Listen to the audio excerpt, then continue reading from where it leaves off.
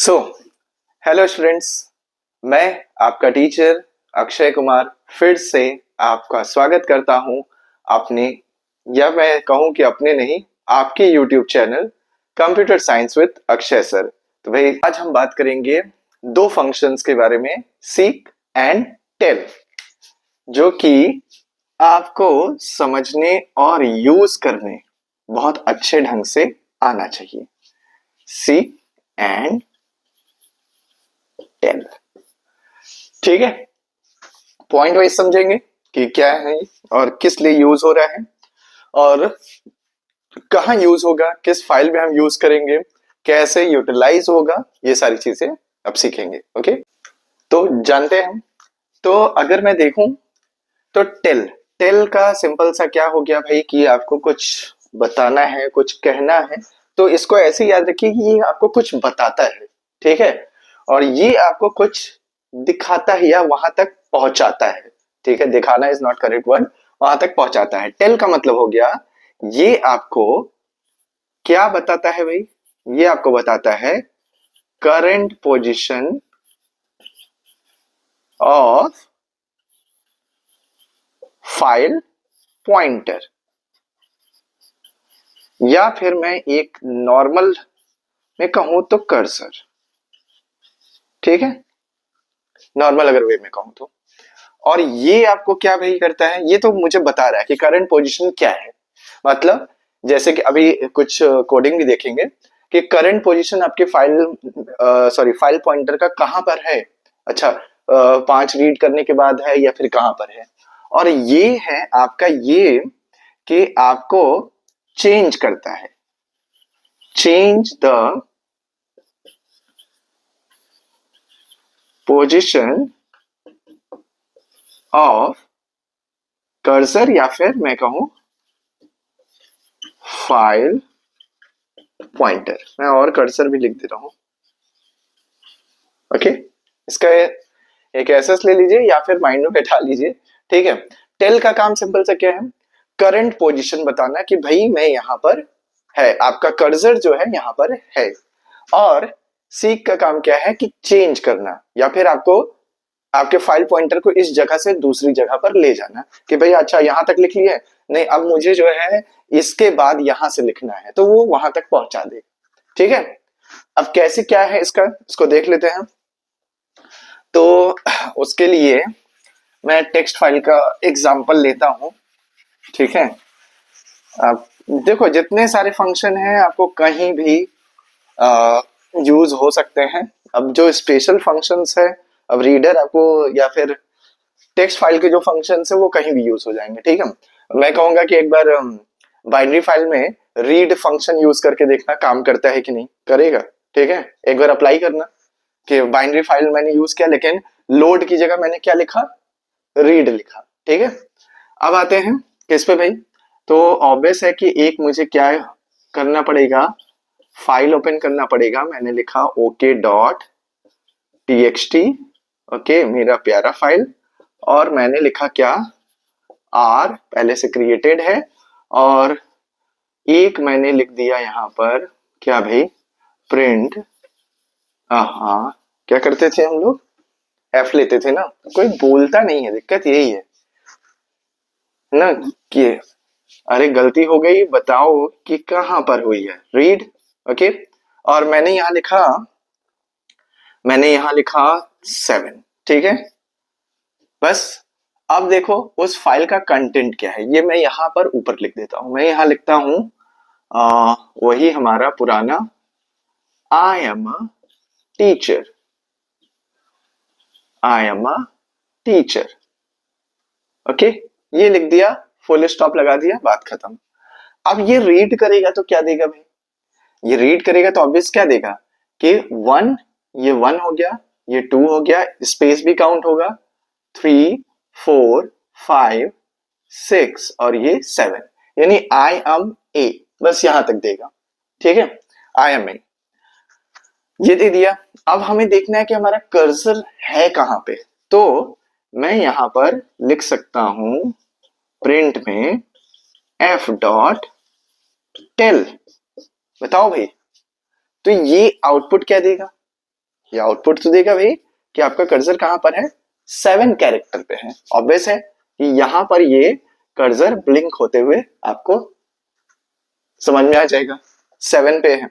अब अगर मैं यहां पर एक बीच में कोड लिखता हूं एफ डॉट टेल, तो क्या होगा, तब ये कहां का कर्सर देगा, ये कहां का आउटपुट देगा, ये वही बताएगा कि आपका कहां पर है, 1 पे है, खड़ा है, कहां पर खड़ा है, 1 पे। तो ये क्या बता रहा है आपका करंट पोजीशन। ठीक है, इसको थोड़ा सा सही से तो ये कुछ ऐसा आपको दिख रहा है। अब उसमें एक चीज जो जैसे मैंने अभी 1 लिख दिया था, इसमें 1 नहीं रिटर्न होगा, वो रिटर्न होगा 0।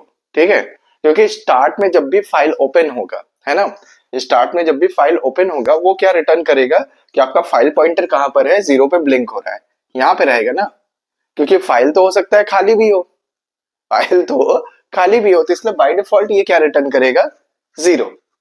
अब यहां क्या रिटर्न करेगा, 7, because it reads the 7 character. ठीक है, तो कहां से आ रहा है कि 7th कैरेक्टर तक ये पहुंच गया, तो 7th कैरेक्टर के बाद ये हो रहा है कि आपका कर्सर कहां पे है, सॉरी आपका कर्सर कहां पर है, 7th कैरेक्टर पे है, यहां तक रीड किया ना, तो 7th कैरेक्टर, तो ये रिटर्न करेगा 7। और अगर आपने स्टार्टिंग पोजीशन पे मांगा है तो ये क्या रिटर्न करेगा, 0। तो ये था आपका रीड टेल फंक्शन। अगर आप यहाँ W भी लिखते हो, मैंने कहा कि आपने W भी लिखा और ये रीड आपने नहीं किया सपोज, ठीक है, तो ये क्या, इसको भी मैं हटा देता हूं, तो भी ये क्या रिटर्न करेगा, 0, क्योंकि फाइल खाली है। ठीक है, आरके मोड में भी वो वही, अभी तो रीडिंग स्टार्ट नहीं हुआ है, कर्सर स्टार्ट होता तब ना हम कहते कि हाँ फिर 1 पे पहुंच गए। ठीक है, तो ये आपका हो गया टेल। अब बात कर लेते हैं सीक की कि वो कैसे यूज होगा और हम कैसे किसी और पोजीशन पे पहुंच सकते हैं। ओके, होप सो इतना जो मैं बता रहा हूँ, देखो ऑन है कि नहीं, वो जो है आपको, चलिए सारा इरेज कर देते हैं, आपको समझ में आ रहा हूँ, क्योंकि मेरा टारगेट है इजी से इजी वर्ड में आपको समझाना, ना कि एक फैंसी चैनल क्रिएट करना जिसमें कि आपको जो है कई होगा, वो भी दिन आएगा, वैसा भी होगा। ओके, आप लोग का सपोर्ट रहा तो वैसा भी एक दिन आएगा। Okay, so F equal to open किया हमने, ओपन करने के बाद ओके डॉट टीएक्सटी लेके चलते हैं, टीएक्सटी किया और फिर बाय डिफॉल्ट मोड क्या मैंने रखा, आर ही रखा। ये आप बाइनरी फाइल पे भी अप्लाई कर सकते हो, मैंने क्या कहा सिक और टेल जो है आप किसी भी फाइल पे अप्लाई कर सकते हो। अब यहां से हम आते हैं, तो मैंने यूज किया क्या भाई, हमारे पास डेटा जो था वो लिख देते हैं क्या, I am a teacher. Okay, ये डेटा लिखा और मैंने लिखा क्या कि एफ डॉट सीक और यहां मैं लिखता हूं 7। ठीक है, और फिर मैं नीचे लिखता हूं प्रिंट एफ डॉट रीड और यहां पर मैं बंद कर देता हूं। ठीक है, अब देखो क्या रहे, आप लोग प्रिंट पे बड़ा बोलते हो कि सर आप एन भूल जाते हैं लिखना, तो डॉक्टर की हैंडराइटिंग है ना। ओके, तो अब यहाँ आते हैं, तो क्या था भाई, आई एम ए टीचर। अब सिक क्या करेगा, वहां से आपको स्टार्ट नहीं करेगा जहां थे, वो 7th कैरेक्टर के बाद 1 2 सॉरी 1 2 3 4 5 6 7। अब इसका आउटपुट क्या आएगा, इसका आउटपुट आएगा, स्मॉल में है ना, इसका आउटपुट सिर्फ आएगा क्या, टीचर। क्यों, क्योंकि कर्सर हमारे कहां पे पहुंचा दे रहा है, 7th पे, तो जो भी रीड होगा वो कहां से होगा, 7th से, जो भी आपका रीड ऑपरेशन हो रहा है वो कहां से हो रहा है, 7th से। तो यहाँ पे एक स्पेस खाली था तो इसलिए टीचर वहां से स्टार्ट कर दिया। इसका काम केवल है आपको उस जिस भी